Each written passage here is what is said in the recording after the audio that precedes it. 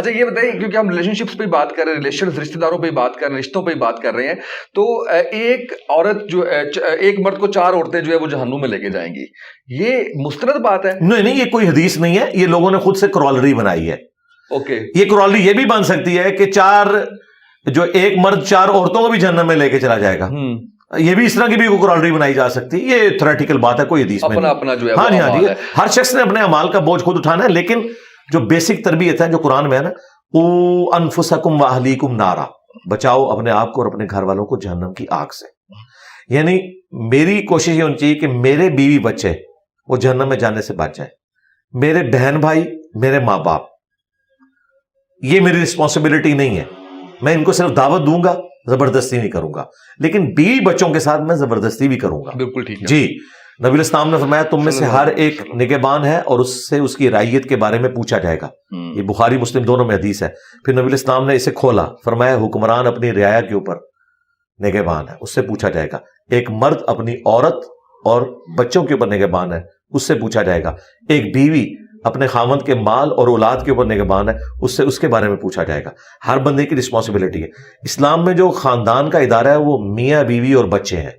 ماں باپ کا احترام، ان کے ساتھ اخلاق سے پیش آنا، ان کے ہر ایک چیز کا خیال رکھنا، یعنی ان کی بیماری میں ان کی تیمارداری کرنا اور اس طریقے سے ان کی دیکھ بھال کرنا، ان کے کھانے پینے کا، رہائش کا، وہ اپنی جگہ موجود ہے.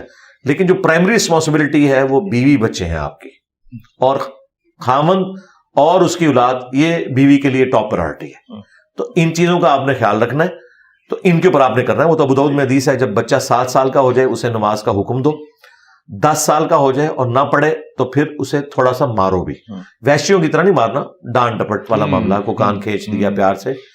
تو یہاں پہ آپ زبردستی والا معاملہ آ رہا ہے نا. یہ زبردستی آپ صرف اپنے بیوی بچوں کے ساتھ کر سکتے ہیں. پاکٹ منی کے اوپر کٹ لگا دیں، اس طرح کا کوئی معاملہ کر لیں.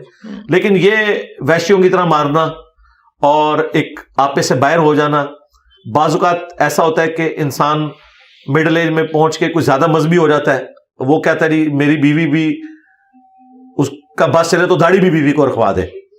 تو داڑھی کے 1 منٹ بیوی کے اس نے نقاب کروانا ہے. اب پوری زندگی اس نے ایک آزادانہ زندگی گزاری ہے، تو بھئی بیوی کو بھی ٹائم لگے گا، عین ممکن ہے کہ وہ نہ کر سکے.